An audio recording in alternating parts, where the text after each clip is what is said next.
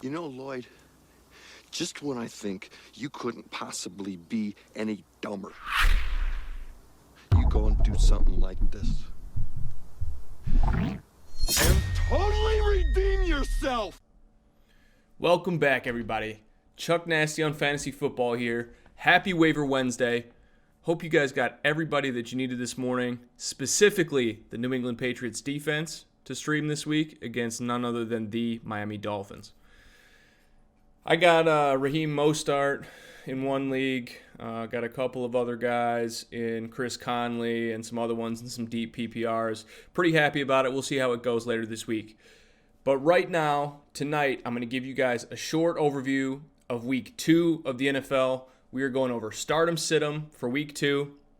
I've got a couple of sneaky start options for you in deeper leagues.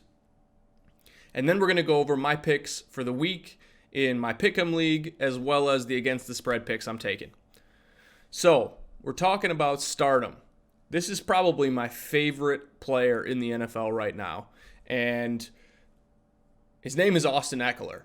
And I am starting him everywhere this week. I drafted him in 6 out of my 8 leagues. He had 12 rush attempts for 58 yards and a rushing touchdown last week. And then he had 6 receptions on 7 targets for 96 yards and 2 touchdowns against the Colts.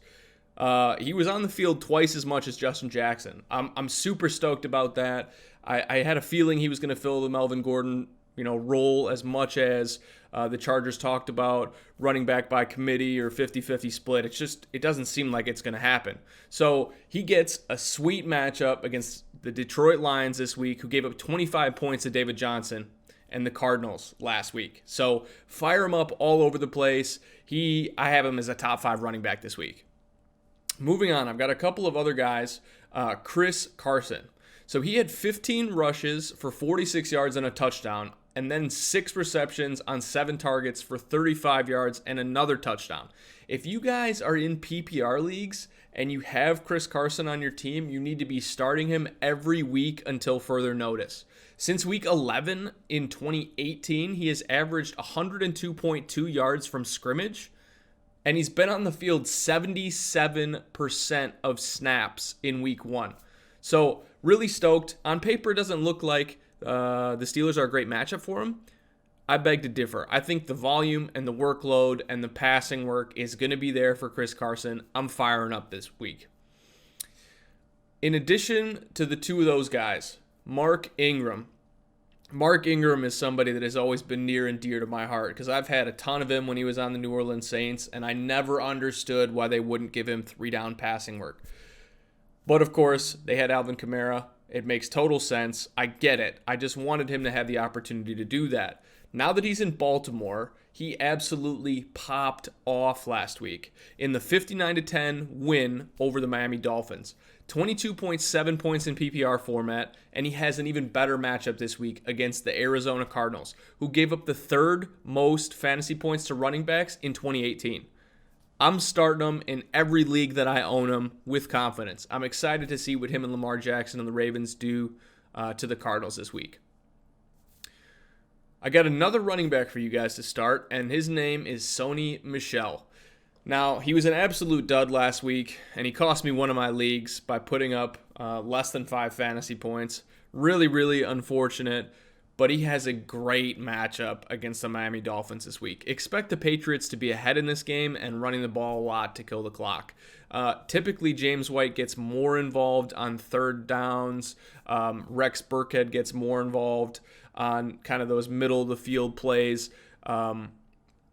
I think that Sony's really going to have a chance to put up some big numbers this week. I'm excited to see it, and I'm plugging him in the 2 leagues that I own him. A couple of wide receivers to start this week. Julian Edelman. I mean, we already talked about the sweet matchup with the New England Patriots against the Miami Dolphins in Miami. The line, last time I checked, was 20 points projected that the Patriots are going to win by, and that might be a little bit low.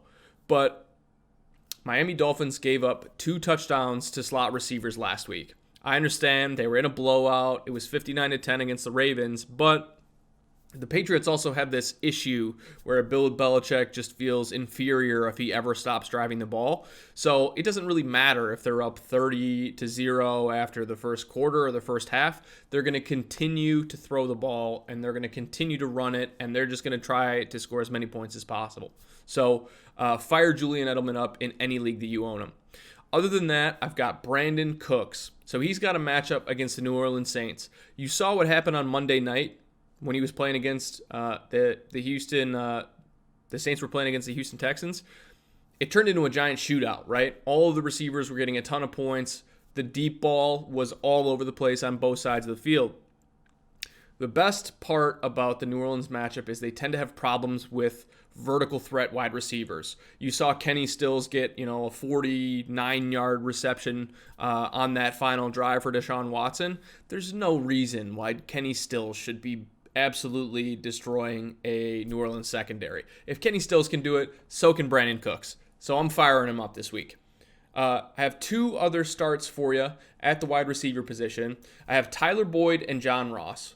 Now, these two I'm a little bit more iffy about. I personally am not a big Tyler Boyd fan. I don't feel like he's athletic enough to play a wide receiver one role. And actually, one of the viewers was having the same thoughts. We were talking about it in the chat earlier today.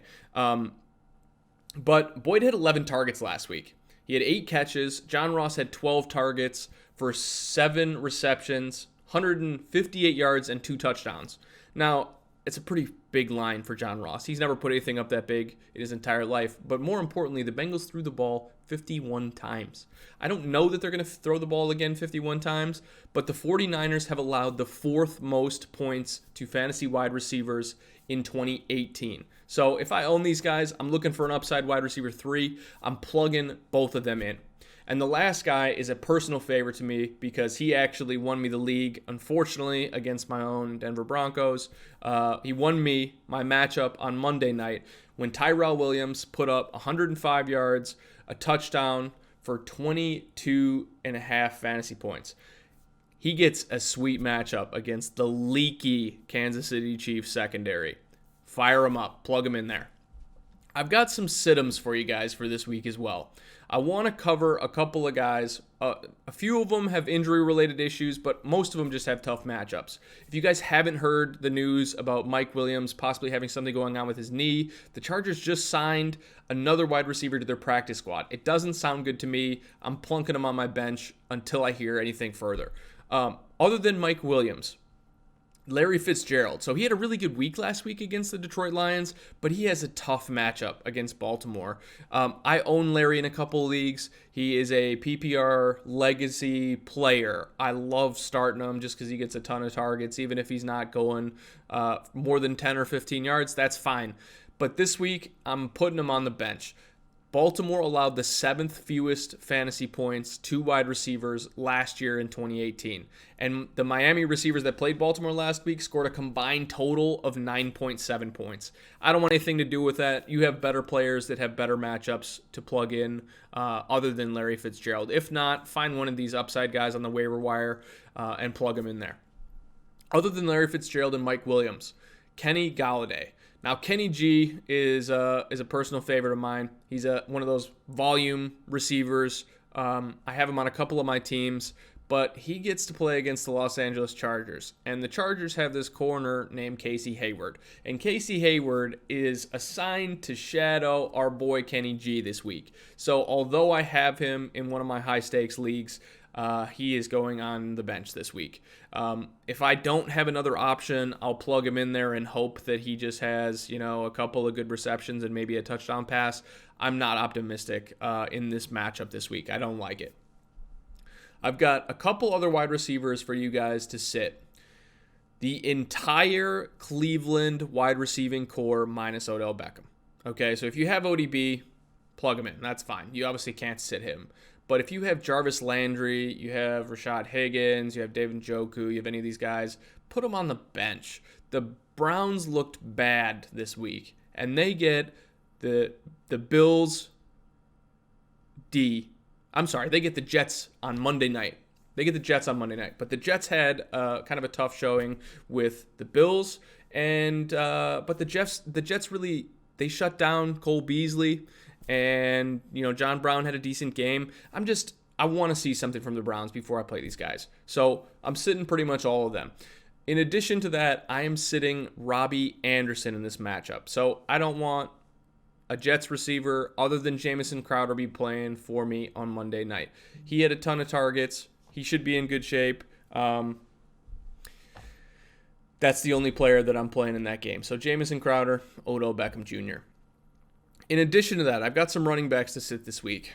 It pains me to say it, as a Denver Bronco fan and diehard as it may be, we have a terrible matchup against the Chicago Bears this week. And that front seven is aggressive, especially with Khalil Mack there. Phil Lindsay scored 10.6 fantasy points last week. It was a terrible game. I'm embarrassed. I was watching it, and it just really crushed all of my hopes and dreams. I had a feeling that they were going to come out here with a new coach and some new coordinators, and they were going to put on this big show, and it was going to be a brand new team, and they looked awful. And we got beaten by the Oakland Raiders. I'm not sure if I said that clearly enough, but we lost to the Oakland Raiders. So don't plug Phil Lindsay in this week. He had a better matchup last week against the Raiders than he has this week against the Chicago Bears. And he only scored 10.6 points last week. Not to mention that he only outsnapped Royce Freeman by 4 snaps. I'm not starting anybody in this Denver backfield until I see how it shakes out. And I definitely don't want to plug him in a bad matchup. Other than that, Kenyon Drake. Now, he scored 4.7 points last week. And there's been a ton of Kenyon Drake hype. There's a couple of analysts that have some good podcasts out there that have been on the Kenyon Drake hype train. I just don't see it happening yet. He scored 4.7 points the first week, and they were getting destroyed. You'd think that if they're getting destroyed, they would dump the ball off to Kenyon Drake. But the Dolphins were such a dumpster fire that they didn't really have anybody that produced. I wouldn't recommend starting Kenyon Drake in this matchup, particularly because you saw what the Patriots did to James Conner and the Steelers on Sunday night. I have a feeling they're going to do worse this week. Aaron Jones with the Green Bay Packers. Now, I'm not saying you have to sit him. There are some people that don't have a better option and you might have to play him. But he plays against the Minnesota Vikings at Lambeau. Now, the Vikings are on the road this time, so it's a little bit different. It makes the matchup a little bit more in favor of the Packers than it would be of the Vikings, who play exceptionally well at home in the Dome. But they held Devonta Freeman to 19 yards last week. 19. It was embarrassing. If they can hold Devonta Freeman to 19 yards, I'm pretty sure they're going to do something similar to Aaron Jones as well. I don't really want anything to do with that. The upside of Devonta that would make him a playable option,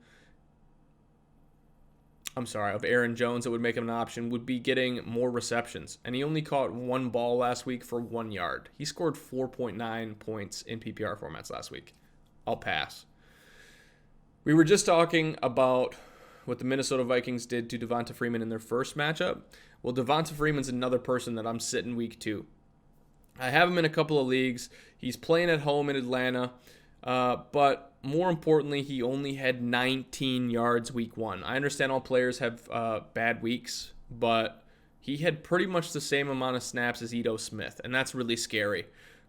He also plays against the Philadelphia's run defense, and he only had 11 touches. If he had had more work and just wasn't productive, then I would be a bit more confident in starting him, but for him to not have a whole lot of work and not be productive, if he's not going to have the volume and he's not going to be productive, then there's no reason to start him. So plug in a couple of these other guys later.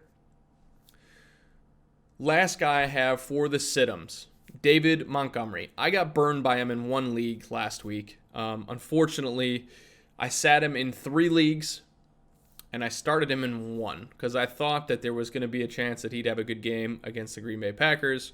And the game was a snooze fest. The Packers won 10-3. Trubisky couldn't put a drive together to save his life.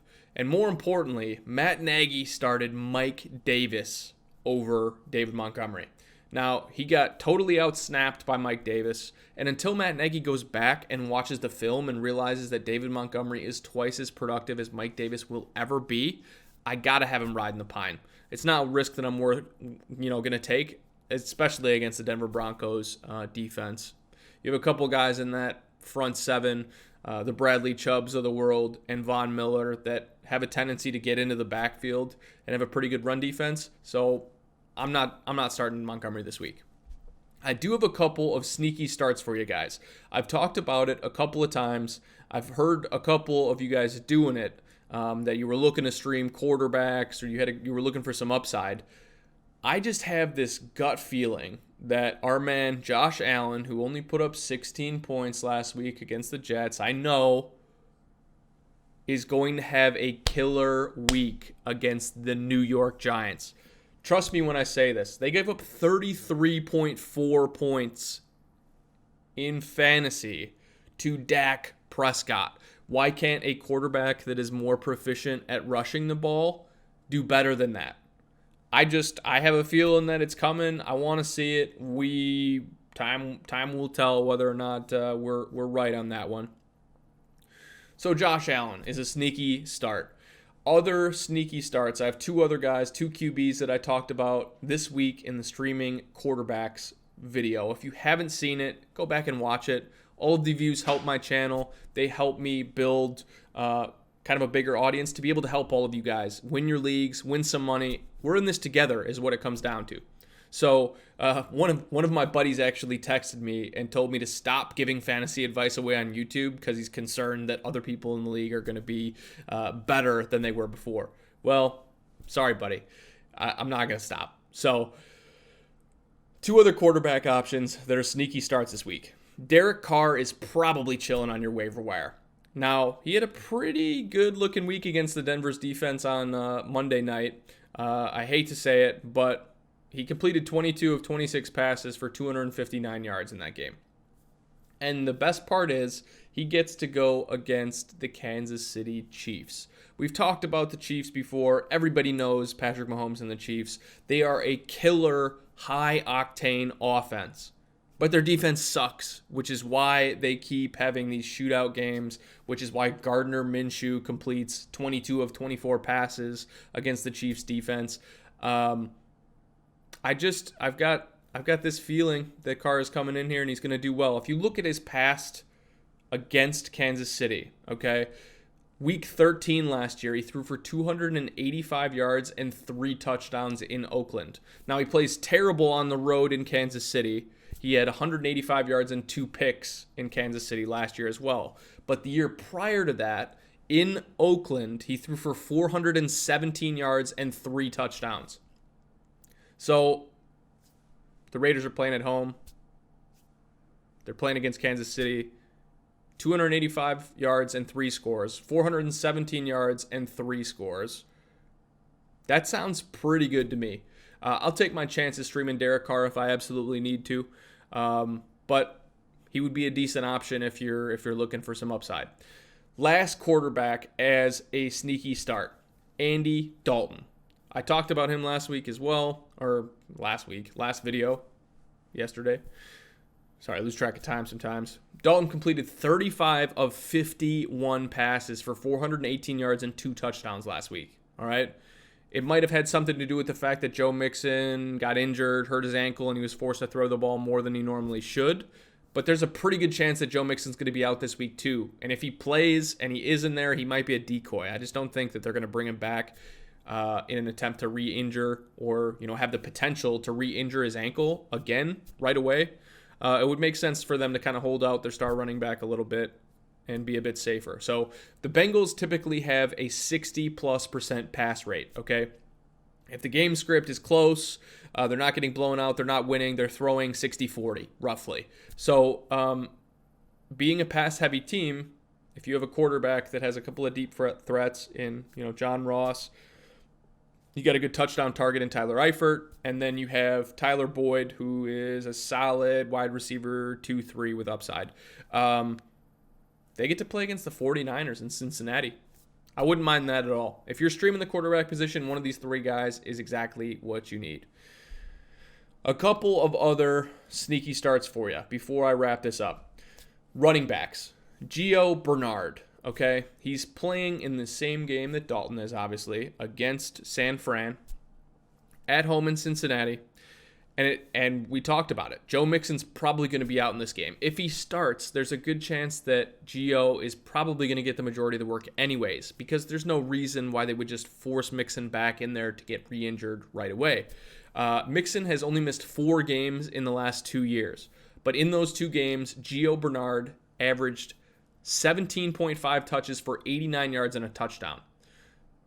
I'll take that line any day, especially against the 49ers.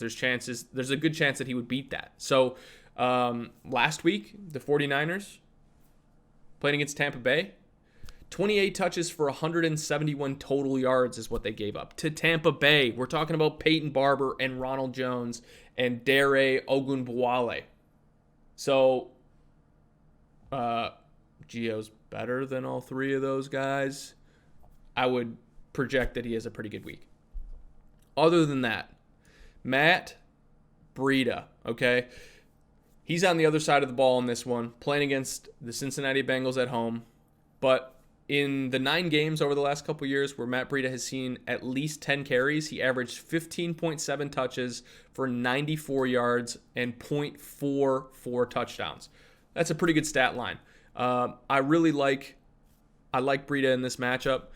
He's going to get the workload in San Fran because Tevin Coleman has a high ankle sprain. So we're talking 4 to 6 weeks, 3 to 5 weeks. High ankle sprains are tough because they tend to keep the players out for much longer than you would think with a normal ankle sprain. I've got my faith in Breida this week. Other guys as sneaky starts. Devin Singletary against the New York Giants. We talked about Josh Allen. We talked about how I think the Bills are going to have a pretty good game against a bad Giants. Singletary played 70% of the snaps in week 1. So he didn't really have a ton of carries. He only had 9.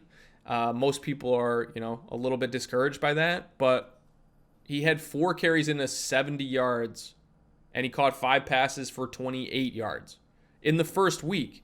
I think his workload increases, and he was out on the field, which is the most important part. They're going to start designing plays to get him involved, and the big positives are that TJ Yeldon, who we thought was going to take away some of the pass work from Singletary, didn't get a single touch in that game. So it's going to be Singletary, and it's going to be the ageless Infinity Stone Frank Gore in that backfield.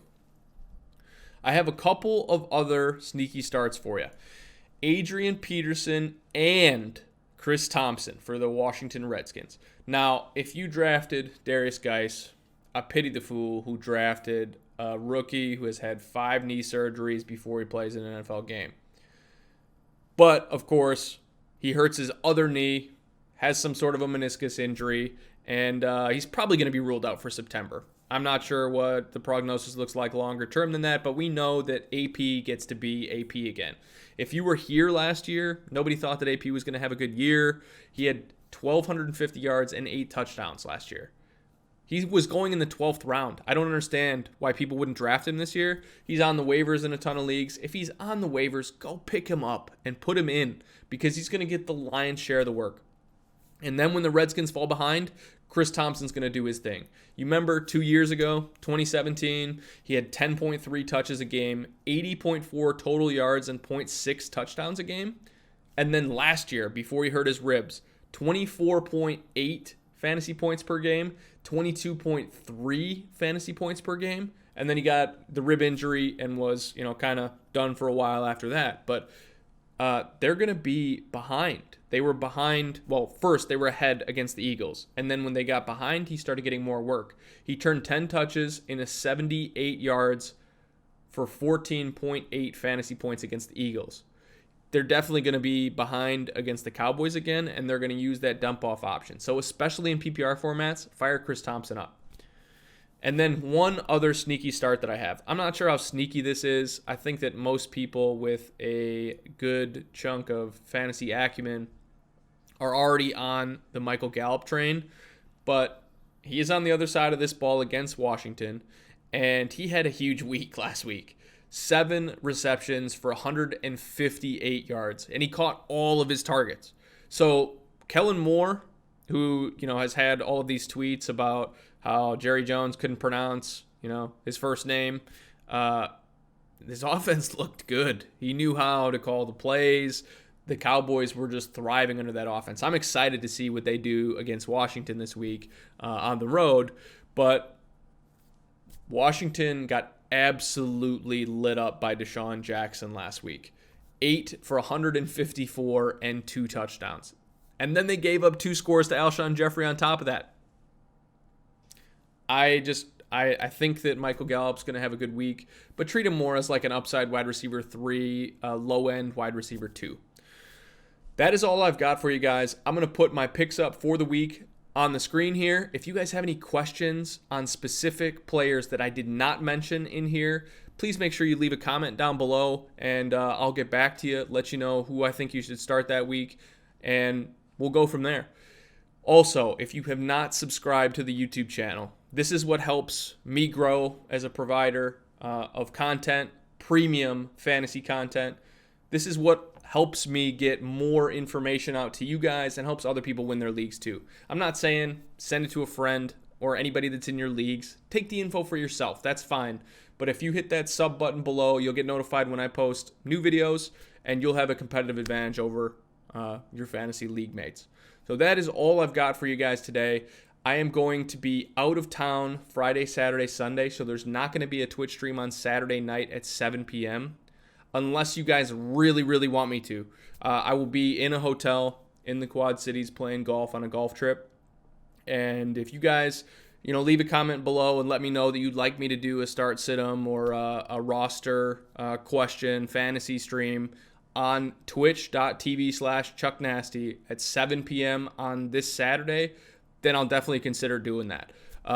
Otherwise, drop a comment with your questions, what you thought of the video, and we will see you at the end of week 2. Good luck this week. To make a happy ending, that's doable.